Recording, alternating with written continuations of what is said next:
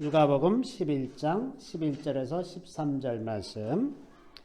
누가복음 11장 11절에서 13절 말씀 우리 다 같이 읽겠습니다. 너희 중에 아버지 된 자로서 누가 아들이 생선을 달라 하는데 생선 대신에 뱀을 주며 알을 달라 하는데 전갈을 주겠느냐. 너희가 악할지라도 좋은 것을 자식에게 줄 줄 알거든 하물며 너희 하늘 아버지께서 구하는 자에게 성령을 주시지 않겠느냐 하시니라. 아멘. 저는 오늘 이 말씀으로 성령의 신비라는 제목으로 잠시 말씀을 나누고자 합니다. 우리가 이제 그 오순절을 향해서 가고 있는 가운데 지난 2주 동안은 이제 말씀에 대해서 말씀드렸고 오늘부터 그 성령 강림절까지 오순절까지 이제 성령에 대해서 좀 말씀을 드리려고 합니다. 우리가 이제 삼위일체 하나님을 믿는다는 게 이제 이 기독교의 기본적인 교리인데 이 삼위일체 하나님이라는 교리가 상당히 좀 그 이해하기 어려운, 그러니까 인간이 물질 세계 속에 갇혀 살면서 삼위일체를 이해하는 건 참 어려운 일입니다. 삼위일체라는 것은 그 영적인 존재에 대한 이해이기 때문에 상당히 좀 그 한계가 있을 수밖에 없죠. 또 이제 그런 면이 또 하나가 있고 또 다른 한 면은 그 우리가 삼위일체 하나님을 믿는다고 말을 하지만 실제로 우리의 삶 속에서 그렇게 믿는가?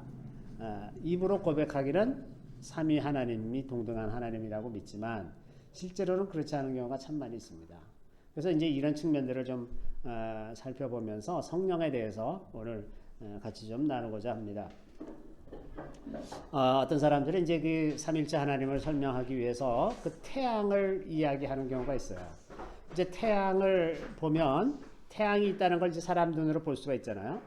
그 태양이 말하자면 하나님인 것이고, 그리고 이제 태양에서 나오는 것이 빛이 나오고 열이 옵니다. 그죠? 빛과 열 두 가지가 다 오는 거죠. 그래서 빛은 예수 그리스도 이렇게 볼 수 있는 방법으로 오는 그런 분이기 때문에 예수 그리스도는 빛이라고 얘기하고 성령은 이렇게 느낌으로 올 수 있는 그런 거기 때문에 이제 열로 묘사하기도 하는데 그래서 이렇게 삼위가 하나다 이렇게 말하기는 하지만 그게 다 온전한 표현은 아니죠. 그렇게 태양에 비춰서 한번 이해하기 어려우니까 그렇게 이제 빗대서 얘기를 하는 것인데 전적으로 옳다 그렇게 말하기는 좀 어려운 것 같습니다. 사람의 입장에서 이제 이 삼위 하나님을 이해할 때 성부 하나님은 이제 만물을 창조하신 분, 창조주 하나님으로 묘사합니다. 물론 이제 그 예수께서도 그 창조주이시라는 말씀이 요한복음 1장에 기록되어 있죠. 또 이제 그 성령께서도 창조하실 때 같이 계신 것을 이제 창세기 1장 2절에 기록하고 있기 때문에 삼위 하나님께서 다 하신 일이지만 우리가 대표성을 가지고 이야기할 때 창조주 하나님이라고 얘기를 하죠. 창조주 예수님이라고는 잘 얘기 안 합니다. 창조 안 하셨다는 게 아니라 그 사람이 입장에서 봤을 때 이제 대표성으로 하나님이 만물을 창조하신 분이고 주관하시는 분이다. 이제 이런 흔적이 또 어디서 나오냐면 제자들이 예수님께 그 때와 기한이 언제입니까? 이렇게 다시 재림하시는 때가 언제입니까? 이렇게 여쭈었을 때 예수님이 뭐라고 말씀하시냐면 때와 기한은 아버지께 속한 것이다. 삼위 하나님이시기 때문에 다 아시겠지만 그것을 결정하는 권한은 하나님 아버지께 있다는 거예요. 그래서 예수님이 그거는 아버지의 권한이다. 이렇게 구분함으로써 삼위 하나님이시고 다 동일하신 하나님이시지만 어떤 기능적인 측면에서 구분이 있다는 것을 우리가 짐작할 수가 있습니다. 또 이제 그 십자가에 달려 돌아가신 분은 예수 그리스도시죠. 예수님도 하나님이시지만 하나님이 십자가에 달려 돌아가셨다고 그렇게 말하지는 않습니다. 그 이제 한동안 이게 신학적으로 논쟁이 됐었던 거는 뭐냐면 예수님이 하나님이신데 하나님이 십자가에 달려 돌아가실 동안 그러면 하나님은 어디 계셨냐? 그러면 세상은 어떻게 돌아간 거냐? 뭐 이렇게 그 시비 거는 사람도 있어요. 이제 그런 논쟁도 있고 하지만 어쨌든 그 예수 그리스도가 십자가에 달려 돌아가신 분이지 창조주 하나님이 십자가에 달려 돌아가신 분이 아니다 하는 그런 구분이 있습니다. 그리고 이제 성령 하나님은 하나님의 영이기도 하면서 동시에 예수 그리스도의 영이기도 하죠. 그리고 우리가 꼭 기억해야 되는 것, 오늘 설교에서 여러분들이 꼭 기억해야 되는 것은 물질 세계에 관계된 모든 것에 성령께서 간섭하신다는 겁니다. 그래서 물질 세계에 관련된 모든 것에는 다 성령께서 일하시기 때문에 우리가 성령을 의지하면서 살아가는 건 너무나 필수적인 일이에요. 우리가 하나님의 이름을 부르고 예수 그리스도를 믿고 이렇게 살아가지만 결국 그 모든 도움은 성령을 통해서 옵니다. 왜냐하면 우리가 물질세계 속에 살고 있기 때문에 그래요. 자, 이제 성자 예수 그리스도께서 하신 일이 비단 그 사람을 위해서 사람의 죄 때문에 대속적인 죽음을 죽으신 것이기는 하지만 사람에게만 국한되는 문제는 아닙니다. 모든 피조물. 왜냐하면 사람의 죄 때문에 다른 모든 피조물이 같이 신음하고 고통을 받고 다 같이 더러워졌기 때문에 그 회복도 예수 그리스도의 보혈로 다 회복이 되는 겁니다. 그래서 우리의 시각을 좀 넓게 가져야 할 것은 예수 그리스도를 통해서 다른 모든 피조물들도 다 회복된다는 거예요. 사람으로 인해서 왜곡되고 그 흐트러진 질서들이 이제 예수 그리스도의 보혈로 다시 회복된다는 거죠. 그래서 우리가 물질 세계를 다룰 때에도 예수 그리스도의 보혈이 반드시 필요하고 성령의 도우심이 반드시 필요한 것입니다. 그러니까 우리가 살아가는 물질 세계 속에서는 성령을 빼놓고서 우리가 신앙을 말할 수가 없을 정도로 다 다른 거죠. 그래서 우리가 이제 예수를 믿는 것은 예수를 믿는다고 이제 하나님을 믿는다라고 말하는 것과 예수를 믿는다고 말하는 것은 조금 사실은 다른 겁니다. 내용적으로. 그죠? 유대인들도 하나님을 믿죠. 믿지만 유대인들이 하나님을 믿는 것으로는 구원이 없어요. 예수를 믿어야, 예수 안에 있는 하나님을 믿어야 구원이 있습니다.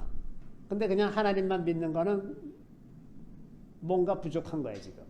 그죠? 예수 그리스도의 대속적인 죽음이 없기 때문에 그것으로는 구원 얻기가 어렵다고 하는 거죠. 그래서 예수 그리스도를 통해서만 구원이 임한다는 것, 이것을 우리가 기억할 필요가 있죠. 또 우리 안에 계시는 하나님은 성령 하나님이십니다. 그렇죠? 우리가 이제 물론 기도할 때나 이제 이렇게 일상적인 대화에서 예수님이 내 안에 계시다 이렇게 표현할 수는 있어요. 근데 사실 따지고 보면 예수님이 내 안에 계신 것이 아니라 성령께서 내 안에 계신 거죠. 예수님은 우리가 잘 알지 못하는 어떤 다른 종류의 물질을 입고 계신 분이기 때문에 물리적으로 우리 안으로 들어와 계실 수가 없어요. 그 성령으로 들어와 계시는 거죠. 그래서 우리 안에 계시는 것은 성령 하나님이시라고 하는 겁니다. 그 성령 하나님은 우리 각 개인 안에도 계시고 교회 공동체 안에도 계시고 또 이제 좀 더 큰 범위에서도 계실 수가 있죠. 자, 성령께서는 분명 삼위 하나님의 한 분이시지만 성령님은 찬양 받으시는 분이 아니세요. 이게 또 성령님의 독특한 위치인데 성령님은 예수 그리스도를 증거하는 거가 목표입니다. 성령께서 하시는 일은. 그래서 이제 성령님 찬양합니다. 그렇게 말해서 뭐 잘못된 건 하나도 없어요. 뭐 이게 어긋나는 것도 아니고 그런데 성령께서 원하시는 일은 아닐 수가 있다 하는 겁니다. 성령은 예수 그리스도를 드러내시려고 하는 것이 목표라고 하는 겁니다. 그래서 우리가 이제 이 삼위 하나님을 믿고 사는데 실제로 그 적용에 있어서 모든 사람들이 다 삼위 하나님을 믿느냐 조금씩 다릅니다. 특히나 교단에 따라서 이 신학에 따라서 이게 조금씩 그 무게감이 다른데 가령 이 그 개혁교회 이 장로교 계통의 사람들은 특히나 이 초월적인 하나님을 좋아합니다. 그래서 이 초월적인 하나님, 아주 어미하신 하나님, 높고 높은 보좌에 계신 하나님, 그 장로교도들은 기도하는 게 달라요. 하나님에 대해서 묘사하는 것이 굉장히 초월적이고 어미하시고 무서운 존재로서의 그 하나님 이렇게 잘 묘사를 합니다. 이제 하나님께 대한 신앙이 이제 가장 두드러진 대표적인 예가 유대인들이죠. 유대인들은 하나님의 초월적인 하나님에 대한 경외감이 굉장하죠. 우리가 상상하지 못할 정도로 하나님을 두려워하면서 삽니다. 반면에 이제 어떤 교단은 또 그 예수 그리스도를 중심으로 믿는 데도 있습니다. 예수 그리스도가 그 육신을 입고 이 땅에 오신 것, 거기에 초점을 맞춰서 신앙생활을 하는 사람들은 대개 이 현실 속에서 가난한 자를 돌본다거나 또 어떤 사회 정의를 위해서 일한다거나 이런 일에 더 많이 신경을 씁니다. 예수처럼 살아야 된다. 예수처럼 살아야 예수다. 예수 크리스찬이다. 이렇게 주장을 하죠. 뭐 구사군 같은 데라든지 혹은 기독교 장로교도 이 현실에 대한 관심과 그 안에서 하나님의 뜻을 이루고자 하는 일에 굉장히 더 관심을 많이 갖습니다. 그래서 이제 이렇게 조금씩 그 갖고 있는 신학에 따라서 조금 이렇게 다르고 제일 안타까운 것은 이제 성령에 대한 생각인데 이제 그 오순절파나 이런 데서는 이 성령에 대한 생각이 굉장히 강하죠. 그래서 성령의 은사와 그 열매를 맺는 것을 굉장히 중요하게 생각하고 그렇게 믿는데 그런데 이제 이 부분이 다른 주요 많은 교단들이 성령에 대한 믿음이 굉장히 좀 상대적으로 이렇게 작게 다루고 있는 그런 성향이 많이 있거든요. 그래서 자꾸 이제 그동안에 이제 그 한국에서도 그 성령 운동을 하다가 이제 그것이 조금 잘못된 방향으로 과도하게 어떤 신비적인 것을 추구하고 이러는 경향 때문에 잘못 간 경우들이 많이 있어요. 그러다 보니까 아예 성령 운동이라는 것을 이렇게 좀 멸시하고 이렇게 좀 수준이 떨어지는 신앙인 것처럼 생각하는 그런 경향이 굉장히 많이 있습니다. 굉장히 이제 안타까운 현실이에요. 그래서 이제 말씀을 중시하는 사람들은 너무나 이렇게 합리적이고 고상한 방법으로 인격적으로 그렇게 믿으려고 하고 또 성령을 주장하는 사람들은 너무나 신비적인 체험적으로 이렇게 강조하면서 믿으려고 하다 보니까 이게 이제 그 같은 크리스찬 안에서도 약간의 그 괴리가 있는 것을 볼 수가 있습니다. 그래서 우리가 성령에 대해서 바르게 이해하는 것이 너무나 중요하고 왜냐하면 신앙생활은 성령으로 하는 생활이지 다른 어떤 방법이 없어요. 우리가 아무리 인격적으로 훌륭하고 수련을 많이 하고 뭐 경험을 많이 쌓고 지식을 많이 쌓는다고 해서 우리가 신앙적으로 성숙하는 게 아닙니다. 신앙적으로 성숙하는 건 전적으로 성령의 도우심을 하는 겁니다. 그 성령의 도우심을 빼고는 우리는 신앙을 얘기할 수가 없거든요. 그래서 우리가 성령을 바르게 이해하는 것이 너무나 중요하다 하는 거죠. 자, 성령님께서는 그 창조하실 때 이렇게 1장 2절에 기록되어 있죠. 창세기 1장 2절 땅이 혼돈하고 공허하며 흑암이 깊음 위에 있고 하나님의 영은 수면 위에 운행하시니라. 저기 보면 이제 하나님의 영이 수면 위에 운행하신다고 되어 있어요. 그래서 창조하실 때에 맨 처음부터 성령께서 거기에 일하고 계셨다는 것을 성경이 말하고 있습니다.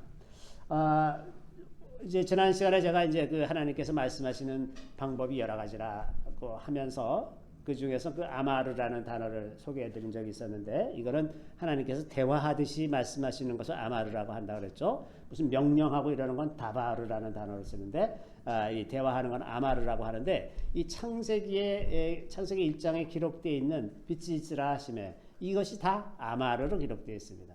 그렇다는 얘기는 뭐냐 하면 하나님께서 누구에게 말씀하셨어요?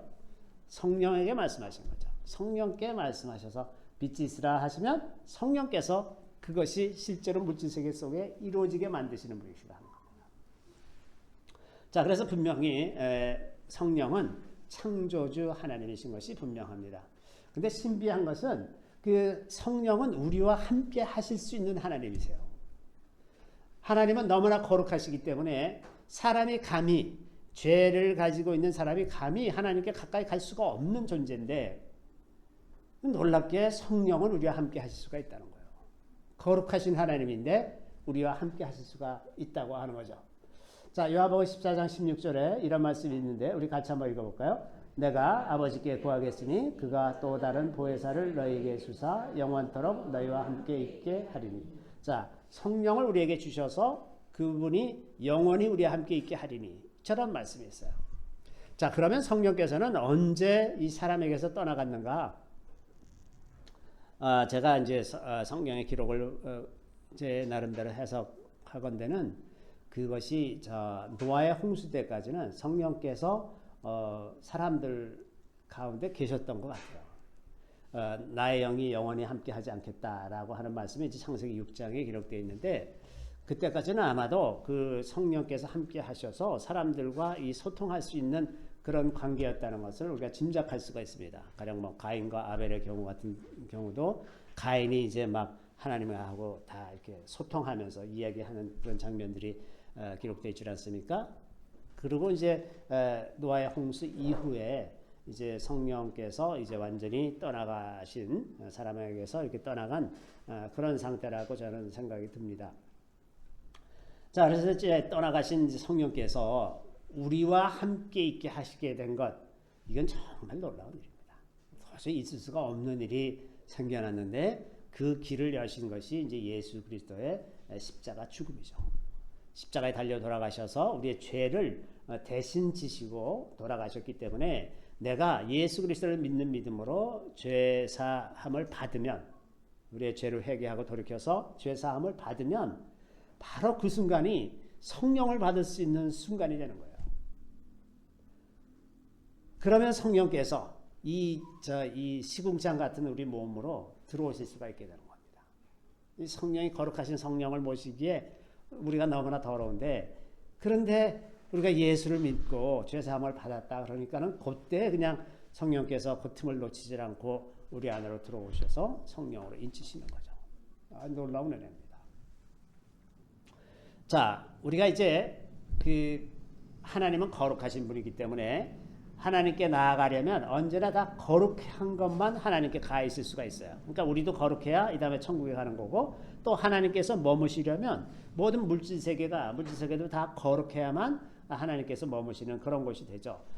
감히 하나님의 영이, 하나님의 영광이 신의 산에 임할 때에도 그 피조물이, 그 산이, 그 땅이 그 하나님의 영광을 감당하지 못해서 막 진동이 일어나고 지진이 일어나고 막 불이 붙고 아주 뭐 난리가 나잖아요.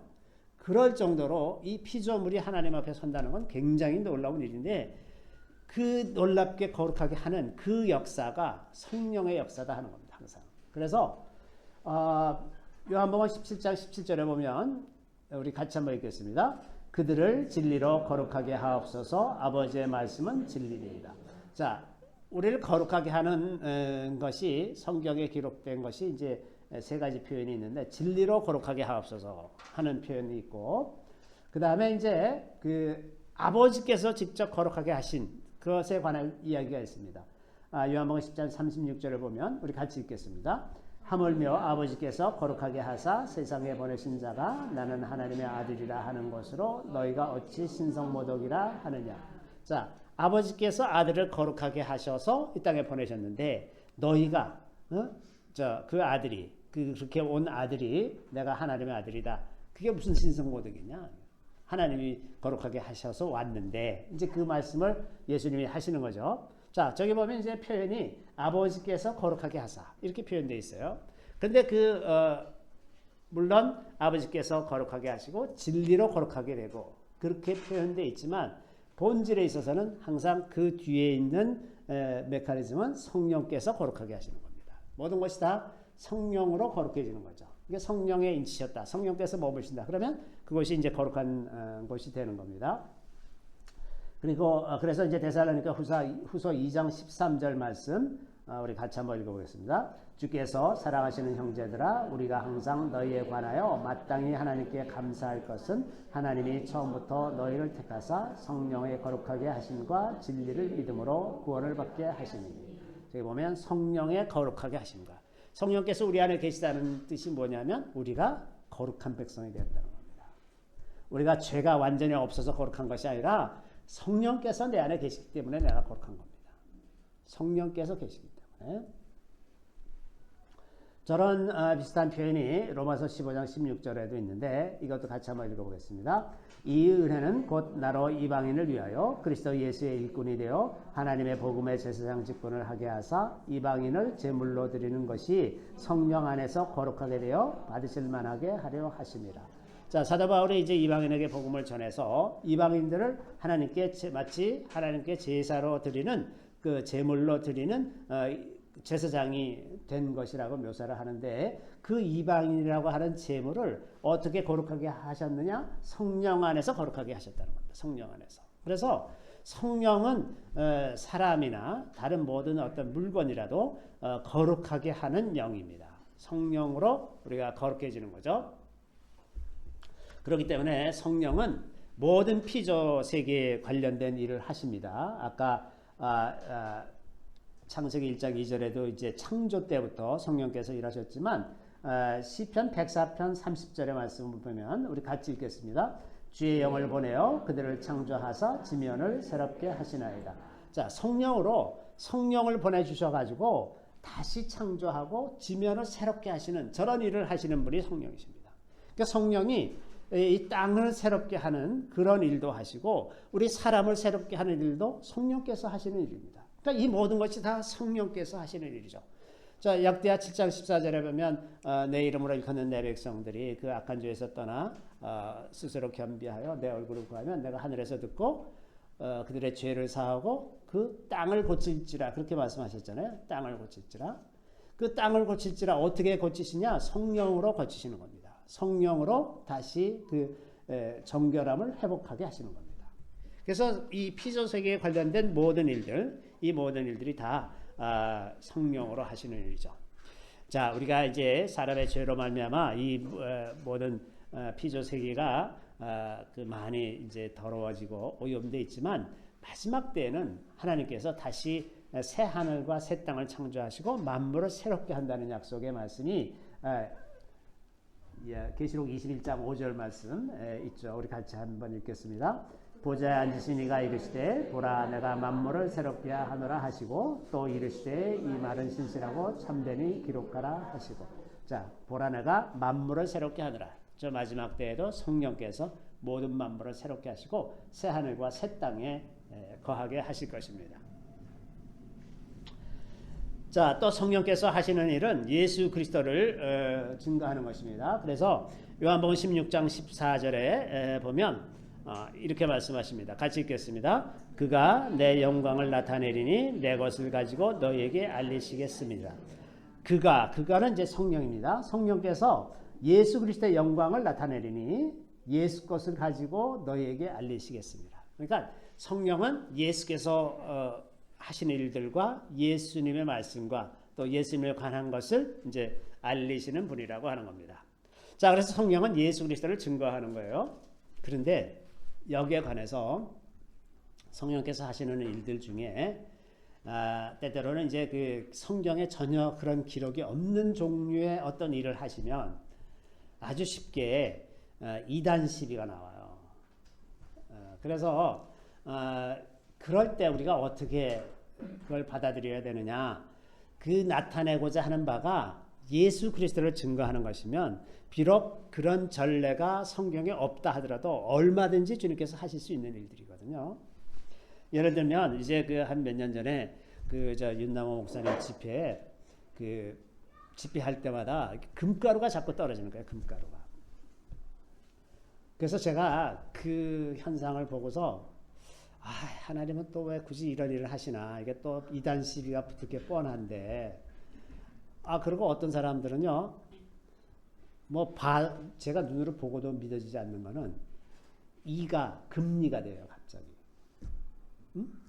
실제로 그런 분이 계세요. 제가 아는 어떤 사모님이 이가 순식간에 금리를 바뀌어가지고 지금도 그 금리를 끼고 다니시거든요. 그런 분, 어떤 때는 이렇게 무슨 보석 같은 게 떨어집니다. 저도 저 집에 보석 몇 개가 있어요. 하늘에서 떨어진 보석 같은 거. 이게 있을 수가 없는 일이잖아요. 물질세계의 질서에서 있을 수가 없는 일이에요. 그래서 이건 너무나 좀 안타까운 마음이 참고 들었었는데, 제가 이제 그 돌아가신 그 헨리 구르버 목사님의 간증을 듣고 과연 그렇구나 하는 걸 내가 느꼈는데, 이분이 이제 이스라엘에 가서 이제 각 지역을 돌아다니면서 기도하신 분이신데, 이제 자기 기도할 일을 다 마치고 어느 저 주말 오후에 이제 공원의 벤치에 이제 그 콜라 하나를 사서 이렇게 마시고 있었답니다. 그랬더니 그 옆에 있던 어떤 그 유대인 노인네가 어떤 이방인이 와서 거기서 혼자서 여행객도 같지도 않고 혼자서 와서 이제 거기 앉아 있는 걸 보고서 말을 걸더라는 겁니다. 이제 유대인이 이방인한테 말을 잘 안 걸고 그 사람은 또 랍비라서 더군다나 그러는데, 그래서 이제 이런저런 얘기를 하면서 당신 여기 왜 왔냐, 왜 혼자서 이렇게 와 있냐, 그래서 나는 저 이스라엘을 위해서 곳곳에 다 돌아다니면서 기도하러 왔다. 그랬더니 깜짝 놀라면서 당신이 왜 이스라엘을 위해서 기도하냐, 이제 이러면서 얘기가 시작돼가지고 이런저런 얘기를 하고 나서 그런데 한 가지 내가 좀 물어보자.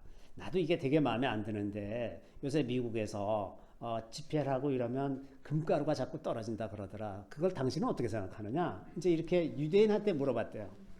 그랬더니 그 유대인이 갑자기 얼굴이 탁 굳어지더니 그 자리에서 벌떡 일어나가지고 부들부들 막 떨면서 그 주변에서 놀던 그 손자 손녀들을 막 빨리 오라고 막 부르더라는 거야. 그래서 부르면서 빨리 가자, 큰일 났다. 그래서 아니 무슨 말인지 무슨 이유인지 얘기라도 해주고 가야지 왜 그냥 가려고 그러느냐. 그랬더니 그제서 이제 그 유대인 랍비가 뭐라 그러냐면, 금가루가 떨어진다는 거는 이제 메시아가 올 때가 다 돼서 그 신부를 단장하기 위해서 보내는 거다. 그 원래 유대인의 전통에 결혼하기 전에 신랑이 신부를 위해서 금을 보낸답니다. 그래서 그걸로 신부를 단장하는 풍습이 있다 그래요. 그 예수님께서 다시 오실 때가 돼서 그 금가루가 떨어진다 그러는 거는 그 메시아가 온다는 얘기다. 그래서 내가 지금 빨리 지금 고향으로 가서 그 이야기의 소식을 전해야 되겠다. 그래서 막 부들부들 떨면서 가더라는 거예요. 그러니까 우리가 잘 그런 걸 모르잖아요. 이방인이 잘 모르니까. 자, 이래서 이제 한동안 그 금가루에 대한 시비가 이제 많이 붙었다가 요새는 좀 잠잠해졌습니다. 요새는 좀 그런 일도 잘 예전같이 이렇게 많이 일어나고 있는 것 같지는 않아요. 어쨌든 제가 말씀드리려고 하는 것은 우리가 경험하지 못했던 어떤 새로운 일들이 예수 그리스도를 증거하기 위해서 계속 일어날 수가 있습니다. 마지막 때가 가까울수록 더 그런 일들이 많이 있을 수가 있겠죠. 또 예수님도 그 성경에서 말씀하시기를 나보다 더 큰 일을 하리라. 예수께서 하신 기적보다도 더 큰 일도 일어날 거거든요. 그러면 그럴 때 이게 무슨 이단 아니야? 예수님도 뭐 이런 일이 없었는데 이게 무슨 일이지? 이렇게 생각할 일이 아니라는 거예요. 그것이 지향하는 바가, 가르치고 있는 바가 예수 그리스도라고 하면 성령께서 하신 일이라는 거예요. 그죠? 자, 성령은 이렇게 예수 그리스도를 증거하시는 분입니다. 또 성령께서는 우리가 정말 감사한 것은 그리스도인의 삶의 모든 영역에서 우리를 도우실 수 있는 분이죠. 제일 먼저 우리가 하나님의 백성인 것을 증거하시는 분이 성령이시죠. 로마서 8장 16절 우리 같이 한번 읽어보겠습니다. 성령이 친히 우리의 영과 더불어 우리가 하나님의 자녀인 것을 증언하시나니. 우리가 하나님의 백성이라는 것은 누가 증언해 줍니까? 우리 옆 사람이 증언해 주면 됩니까? 그거 갖고 소용없어요. 성령께서 내가 하나님의 백성인 것을 내 안에서 증거하시는 겁니다. 이것이 확실한 거예요. 내가 천국에 들어가려고 할 때 천국 문을 막고 당신이 뭔데 천국에 들어올라 그러느냐? 그럴 때 대답할 수 있는 말, 내 안에 성령께서 계시다. 그러면 그걸 막을 수 있는 방법은 아무것도 없습니다.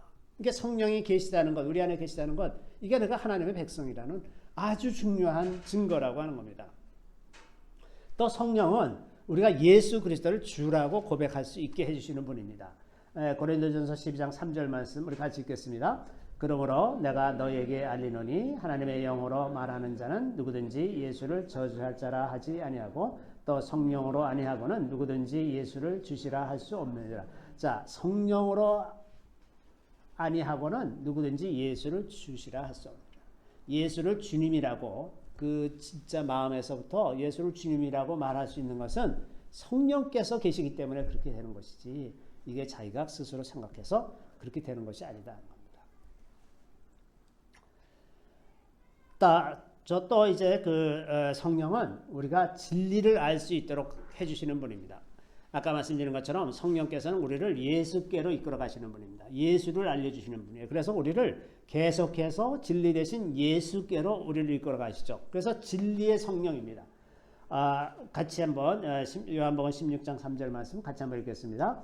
그러나 진리의 성령이 오시면 그가 너희를 모든 진리 가운데로 인도하시리니 그가 스스로 말하지 않고 오직 들은 것을 말하며 장래 일을 너희에게 알리시리라. 진리의 성령, 성령께서는 진리의 성령이십니다. 그래서 모든 진리 가운데로 우리를 이끄시는 분이에요. 그러니까 우리가 성령의 도우심을 따라서 그 순종하면서 따라가다 보면 어디로 가느냐? 반드시 예수께로 가게 되어 있습니다.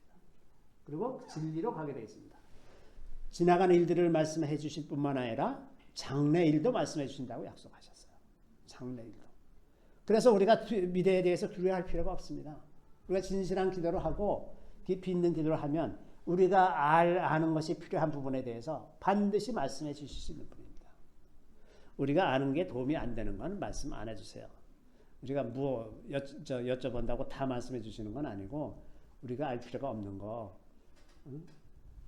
알 필요가 없는 것 중에 남의 비밀 같은 것들이 많이 있어요. 남의 비밀 알면 뭐 합니까? 남이 좋지 않은 비밀을 내가 알고 있어봐야 사람 괜히 무시하고 미워하고 이렇게밖에 더 하겠어요? 그러니까 그런 건 알 필요가 없습니다. 알 필요가 없고 내 인생에 꼭 필요한 것들 그런 것들은 다 알려주시는 분이고 이 나라와 교회를 위해서 꼭 필요한 것들 다 알려주시는 분이세요. 또 이제 우리가 과거에 얽매여 있는 것들, 과거에 얽매여 있는데 우리가 알지 못하는 것들 이런 것도 굉장히 많습니다.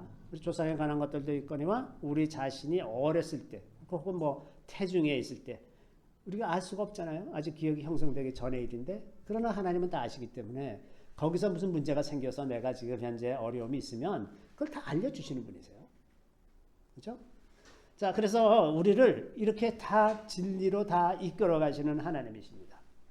이게 성령의 도우심을 받으면서 사는 것은 정말 인생에 이거보다 더 훌륭한 선물이 없어요. 또 이제 그 16장 8절부터 11절 말씀에 보면 성령께서 오시면 죄와 의와 죄와 그 심판에 대해서 알게 해주신다라고 말씀하시는데 우리 이 말씀도 같이 한번 읽어보겠습니다.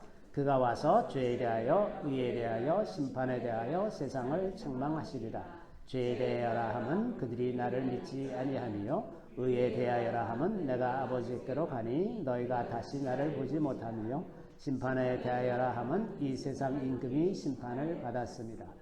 자, 저 말씀이 참 어려워요, 그죠?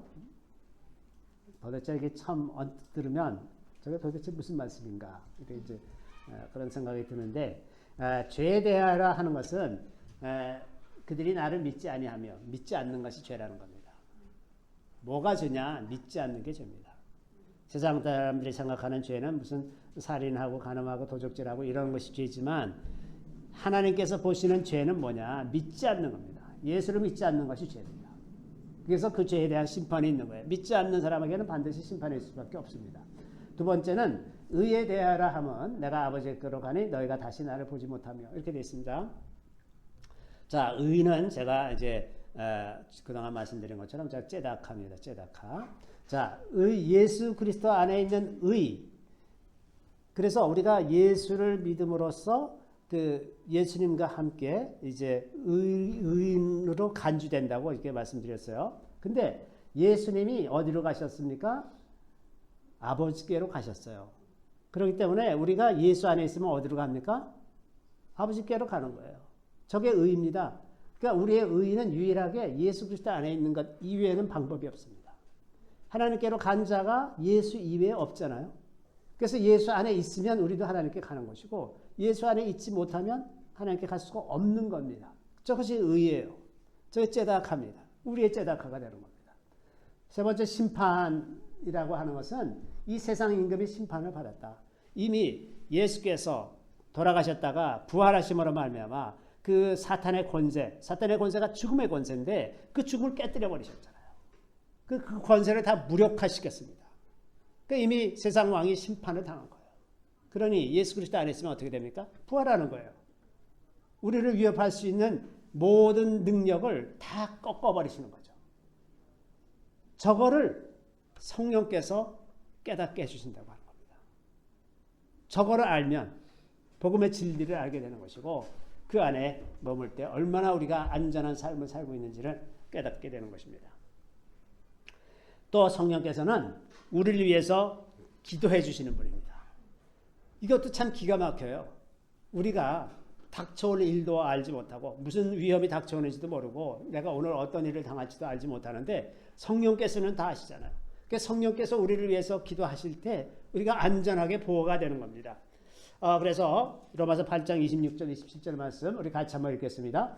이와 같이 성령도 우리의 연약함을 도우시나니 우리는 마땅히 기도할 바를 알지 못하나 오직 성령이 말할 수 없는 탄식으로 우리를 위하여 친히 간구하시느니라. 마음을 살피시는 이가 성령의 생각을 아시느니 이는 성령이 하나님의 뜻대로 성도를 위하여 간구하심이니라. 자, 성령께서 우리 안에 계시면서 아주 말할 수 없는 탄식으로 우리를 위해서 너무나 안타까운 마음으로 우리를 위해서 친히 간구하신다고 하는 겁니다. 그런데 성령께서는 하나님의 영이시기 때문에 하나님의 생각을 아시고 또 우리 안에 계시기 때문에 우리 안에 모든 것을 다 알고 계세요. 그러니까 딱 중간에서 우리를 위해서 최적인 것을 구하게 마련이죠.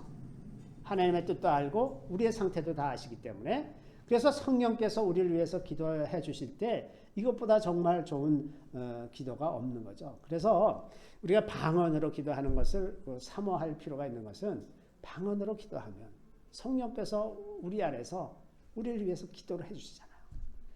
어떤 사람들은 방언으로 기도하면 자꾸 딴 생각이 들어가지고 이게 자기가 무슨 기도를 하고 있는지 모르니까 뭐 아는 경우도 있지만 모르는 경우도 많이 있지 않습니까? 그러니까 이제 나중에 이제 생각은 딴 거 막 하고 있고 기도는 또 막 이렇게 하고 있고 그런 경우가 있는데 뭐 많이 있죠. 그래도 괜찮습니다. 그럼 어때요? 성령께서 우리를 위해서 기도하고 있으니까. 근데 성령께서 우리를 위해서 기도해 주신다는 것이고 방언을 하지 못해도 우리가 기도할 때 성령을 의지해서 기도하면 됩니다. 성령을 의지해서. 그러니까 성령을 의지해서 기도하는 것은 이제 이게 한 가지 공통적인 것이 뭐가 있냐면 성령을 받지 못하는 사람들이 아주 특정하게 성령을 받지 못하는 그런 부류의 사람들이 있는데 그 혀에 대한 통제를 놓지 않는 사람들이에요. 그러니까 통제에 대한 욕구가 강한 사람들은 성령 방언 받기가 좀 어렵습니다. 왜냐하면 혀를 이 성령께서 사용하셔야 되는데 내가 자꾸 다 하려고 그러기 때문에 그래서 그 방언을 받으려고 하면 혀에 대한 통제를 포기해야 돼요. 이게 막 혀가 이상하게 굴러가는 것 같으면 가만 내버려둬야 돼. 근데 내가 내 혀가 왜 이러지? 그러면서 이제 막으면 이게 방언이 안 나오는 거예요. 제가 이제 방언을 받고자 하는 사람들을 위해서 기도하다 보면 이 통제가 강해서 안 되는 사람들이 이미 다 하나님께서 주셨다 그러는데 통제 때문에 안 돼 이게. 그러니까 이 통제를 풀어야 되거든요. 그러는 것처럼 이 방언을 하는 것이 그러는 것처럼 성령을 의지해서 기도하는 것도 그 생각의 흐름을 통제하지 말아야 됩니다. 그 생각의 흐름을 통제하지 말고 이렇게 쭉 가는 대로 성령께서 이끄시는 대로 이렇게 가야 우리 말로 기도를 해도 그게 방언의 성령의 도우심으로 기도를 하게 됩니다. 그러니까 통제, 하나님 앞에서 통제를 내려놓는 것 이게 굉장히 핵심적으로 중요합니다. 통제를 내려놓는 것. 그 다음에 이제 성령은 또 우리에게 은사를 주시는 분이시죠. 이제 고린도전서 12장 7절에서 11절에 있는 말씀인데 우리 같이 한번 읽어보겠습니다. 각 사람에게 성령을 나타내심은 유익하게 하려 하심이라. 어떤 사람에게는 성령으로 말미암아 지혜의 말씀을, 어떤 사람에게는 같은 성령을 따라 지식의 말씀을, 다른 사람에게는 같은 성령으로 믿음을, 어떤 사람에게는 한 성령으로 병 고치는 은사를, 어떤 사람에게는 능력 행함을, 어떤 사람에게는 예언함을, 어떤 사람에게는 영들 분별함을, 다른 사람에게는 각종 방언을 말함을, 어떤 사람에게는 방언들 통역함을 주시나니 이 모든 같은 한 성령이 행하사 그의 뜻대로 각 사람에게 나누어 주시는 것입니다. 아멘. 자, 저거 이제 초자연적인 은사들이죠. 그래서 지식의 말씀, 지혜의 말씀, 지식의 말씀, 믿음, 또 병 고치는 은사, 능력 행함, 또 예언, 영들을 분별하는 것, 각종 방언을 말하는 것, 방언을 통역하는 것, 이런 일들이 이제 9가지 은사인데 이것은 뭐 이런 은사만 있다 그런 뜻은 아니고 은사들의 예라고 이렇게 이해하는 것이 좋습니다. 초자연적인 은사죠.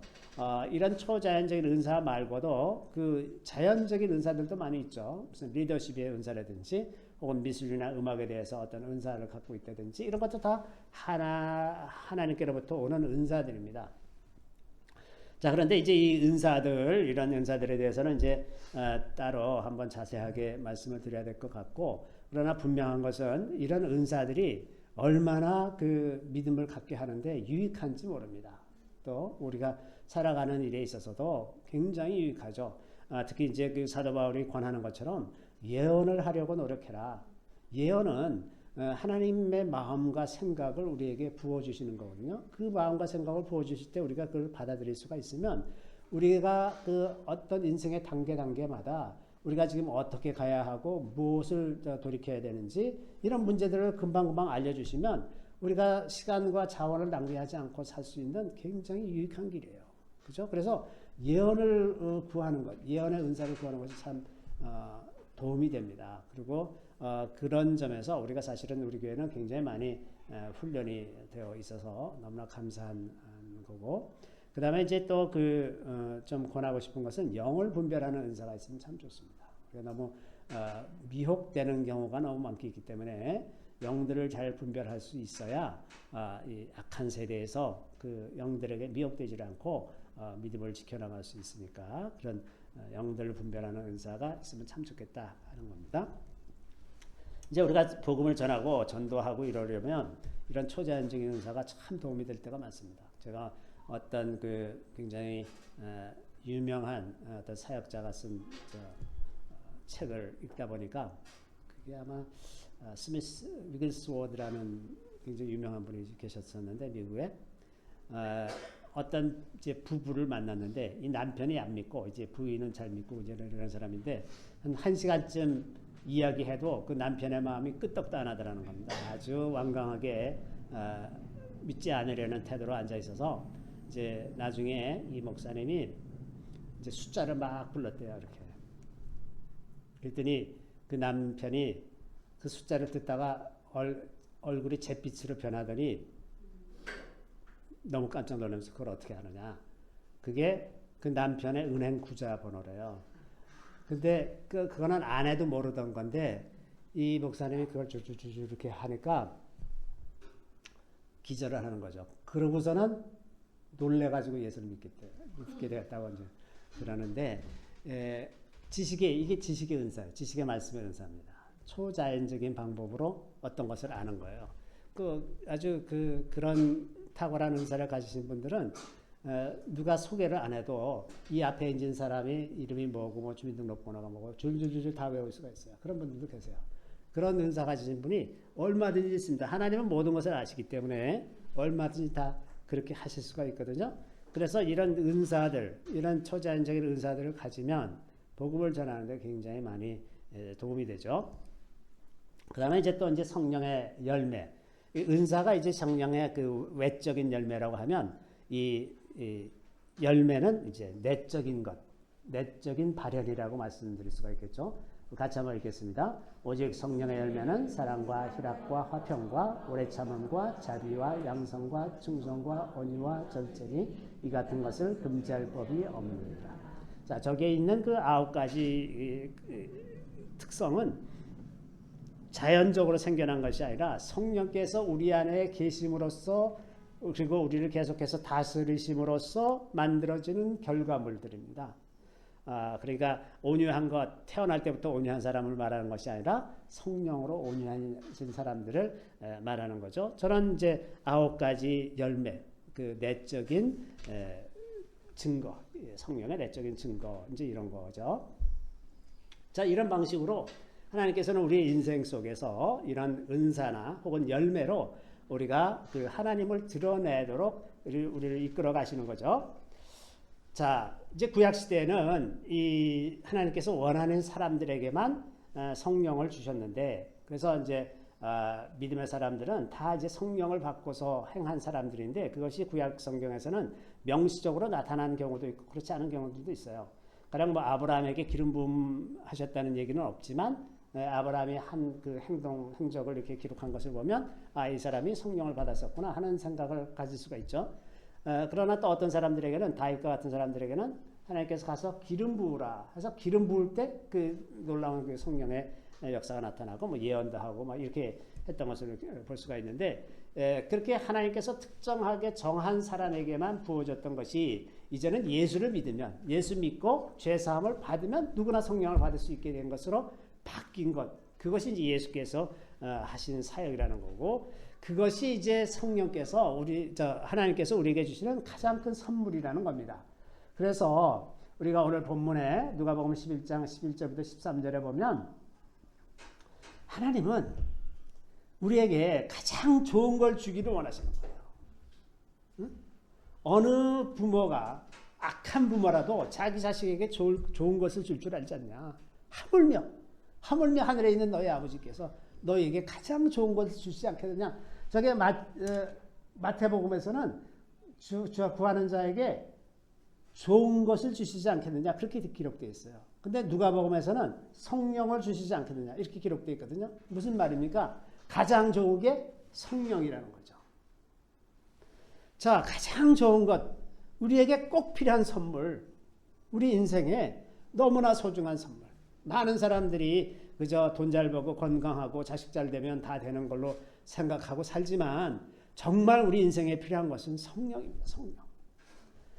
그런 것도 다 필요하고 우리 자녀들도 잘 돼야 되고 우리가 어느 정도 수입도 있어야 되고 건강도 해야 되지만 그보다 더 앞서서 우리에게 꼭 필요한 것, 우리에게 성령이 필요하다는 겁니다. 성령. 그래서 성령은 전적으로 이게 선물입니다. 우리가 무슨 공을 많이 세우고 열심히 하니까 성령을 주시고 그러는 것이 아니라 구하는 자에게 주시는 거예요. 구하는 자에게.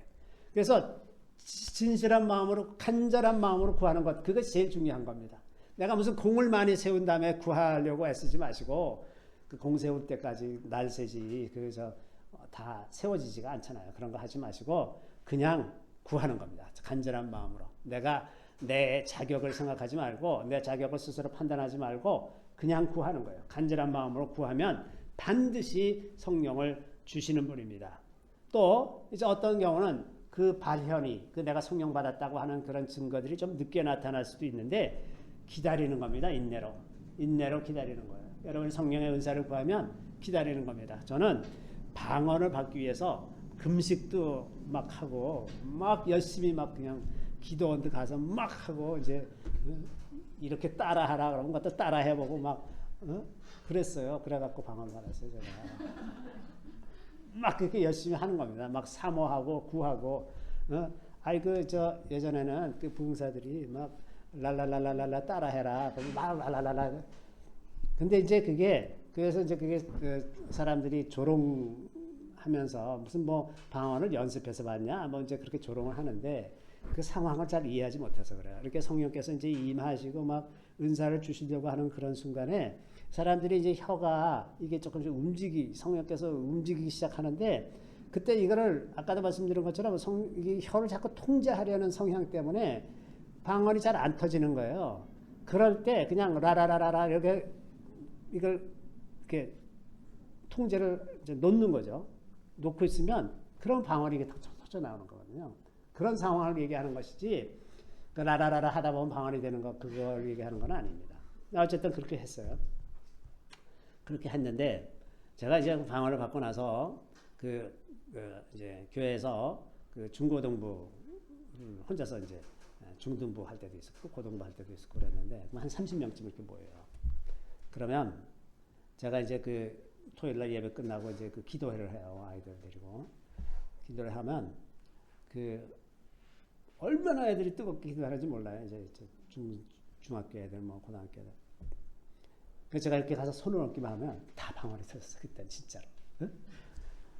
그래서 그 학생들이 거의 다 방언을 했어요. 막 기도 한번 했다 그러면 떠나갈 듯이 기도를 해요. 굉장했었어요. 굉장히. 근데 어느 날 제가 마음이 교만해져가지고 어떤 애는 내가 가서 손도 안 얹었는데 방언을 막 하고 있는 거예요. 그래서 내가 손 안 얹어도 방언하네. 그러고서 그게 내가 속으로 조금 기분이 나빴는지도 몰라. 어? 그러고 나서요. 그 다음부터는 제가 손 얹고 기도해도 방언이 잘 안 돼. 그래서 내가 회개를 했습니다. 그거에 대해서. 응?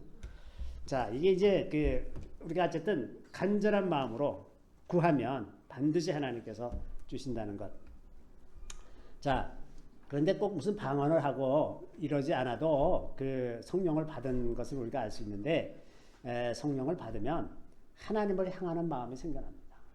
그죠? 그러니까 그 전보다 더 하나님을 알고 싶다든지, 기도하게 된다거나 예배하는 것이 즐겁다거나, 이게 다 방언을 받은 표시입니다. 그러니까 꼭 어떤 초자연적인 표적으로 나타나지 않아도 됩니다. 관계없어요. 두 번째는 그 이웃에 대해서 마음이 좀 더 넉넉해집니다. 그죠? 참지 못하던 것도 참을 수 있게 되고, 여유가 있게 대하게 되고, 또 이제 나의 내면에서는 기쁨과 평안이 특징입니다. 좀 더 평안해지고, 예전 같으면 염려하고 의심하고 이러던 것이 마음이 평안하고 기쁘고 이런 것이죠. 자, 그래서 우리가 예수를 믿으면 다 이제 성령을 받지만, 성령으로 산다는 것은 조금 더 적극적인 겁니다. 성령으로 산다. 그거는 일상생활에서 좀 더 자주 성령을 의지하는 거예요. 성령은 굉장히 친절하신 분이시기 때문에 내가 의지를 하면, 내가 구하면 반드시 도움을 주시는 분이세요. 그러니까 무슨 일을 하든지 자꾸 성령의 도우심을 구하세요. 기도할 때도 성령님 도와주시옵소서. 성경을 읽을 때도 도와주시옵소서. 버스를 탈 때도 성령님 도와주시옵소서. 회사에서 일을 할 때도 그렇고, 모든 영역에서 성령의 도우심을 구하는 것이 좋습니다. 그렇게 하는 것을 주님께서 좋아하세요. 그렇게 많이 의지하는 것을 좋아하세요. 그렇지만 그렇다고 해서 이제 배고파서 밥을 먹을 때가 됐는데, 주님 제가 밥을 먹어야 될까요? 말아야 될까요? 이런 기도를 안 하셔도 됩니다. 그렇게까지 하라는 게 아니고, 이렇게 내가 도움이 필요한 거, 보호가 필요한 거, 그럴 때마다 그러면서 계속 하시라는 말씀이죠. 그렇게 하는 것이 이제 성령을 의지하는 것입니다. 자, 마지막으로 성령께서 떠나가실 수도 있다는 것을 우리가 기억할 필요가 있습니다. 성령께서. 자, 이제 성령을 모독하는 죄, 용서받지 못하는 죄로 예수님이 말씀하신 성령을 모독하는 죄에 관한 부분인데, 우리 다 같이 한번 읽어보겠습니다. 그러므로 내가 너에게 이르노니 사람에 대한 모든 죄와 모독은 사하심을 얻되 성령을 모독하는 것은 사하심을 얻지 못하겠고, 또 누구든지 말로 인자를 거역하면 사하심을 얻되 누구든지 말로 성령을 거역하면 이 세상과 오는 세상에서도 사하심을 얻지 못하리라. 자, 이거 보면 성령을 모독하는 것은 사하심을 얻지 못하겠고, 우리가 다른 모든 죄를 하나님은 다 용서해 주실 수가 있어요. 다 용서합니다. 그런데 성령을 모독하는 죄만은 용서가 안 된다고 그 말씀하시는데, 그 앞부분에 어떤 이야기가 있냐면, 예수님이 이제 소경의 눈을 뜨게 해주시고 이러니까 사람들이 와가지고 저 예수가 귀신의 왕 바알세부를 힘입어서 쫓아낸다, 그렇게 모독을 한 거예요. 성령께서 지금 하시는 일인데 그게 사탄이 한 거다, 이렇게 한 거예요. 이거를 지금 예수님이 용서받지 못할 죄라고 말씀하시는 거거든요. 그러니까 성령께서 하시는 일을 모독하는 것, 이게 이제 굉장히 안 좋습니다. 그러니까 그 모독하는 것에 관해서 우리가 조금 더 잠잠 생각해 보면, 성령께서 우리 안에 계세요. 우리 안에 계시는데 계속해서 그것을 무시하면, 성령께서 말씀하시고 어떤 방법으로든 우리가 알 수 있도록 이렇게 일하실 때 내가 그것을 계속해서 무시하시고 그러면 더 이상 성령께서 일하시지 않으실 것 아닙니까? 왜? 성령께서 모욕을 당했다고 생각하실 것 같아요. 물론 아주 오래 참으시는 하나님이시기 때문에 오래 참으시겠지만, 그래서 우리 안에 계신 성령으로 대접을 하는 것, 하나님의 영으로 대접하고 존중하는 것, 그것이 너무나 필요합니다.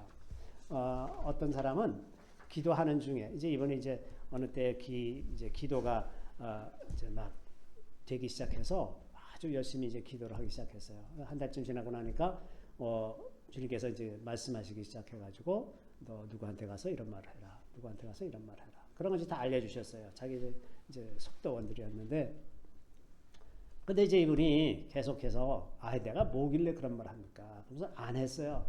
근데 한 달쯤을 계속 하나님이 그걸 가서 이 얘기를 전해라, 이 얘기를 전해라 하는데 안 하세요. 이 사람이 안 했어요. 그랬더니 그 다음에는 기도할 때 그렇게 깊은 기도가 아예 되질 않는 거예요. 막혀버려.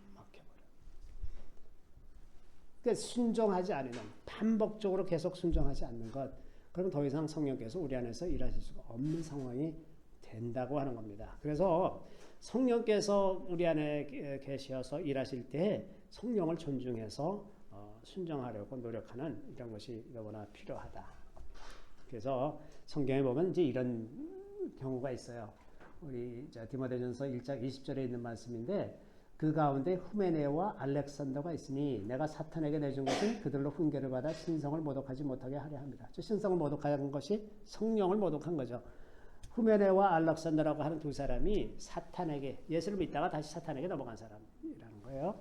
자, 이런 일이 있다는 겁니다. 이런 일이 있어서 성령이 한번 오시긴 하셨지만 우리가 반복적으로 계속해서 거부하고 무시하고 이렇게 되면 성령이 우리를 떠나실 수가 있다는 것. 이것을 좀 기억하고 그래서 사도 바울이 두렵고 떨림으로 너희 구원을 이루라, 이런 말을 하는 겁니다. 그러니까 성령께서 우리 안에서 계속해서 일하시면서 우리가 성령의 도우심으로 살 수 있도록 그런 겸손한 마음으로 살 수 있으면 좋겠습니다. 잠시 기도하겠습니다.